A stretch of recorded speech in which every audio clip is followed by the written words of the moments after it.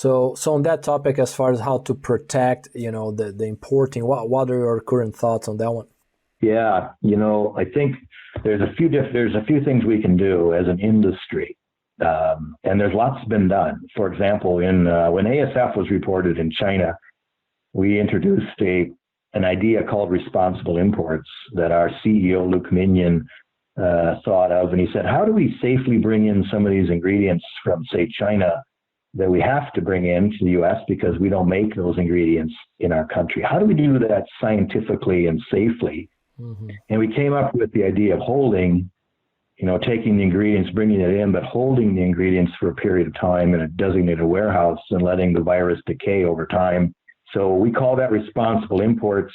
A lot of companies in the U.S. have adapted that approach. The Canadian government has actually adapted that as a national approach for anything coming in from ASF positive countries that might be of high risk nature for feed.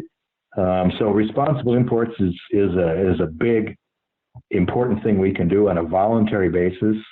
The other thing is we were studying what are additives we can put in the feed to reduce viral survival. So if we have contaminated feed, can we decontaminate it through the addition of, say, organic acids or formaldehyde or medium chain fatty acids or essential oils?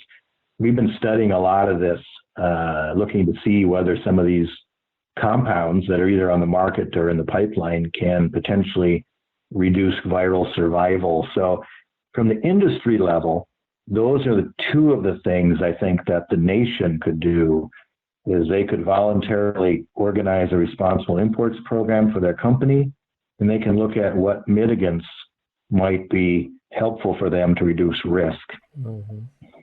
I think the other component that's being discussed right now involves some government activity, is can we restrict the import of some of these high-risk ingredients coming from ASF positive countries? Mm-hmm.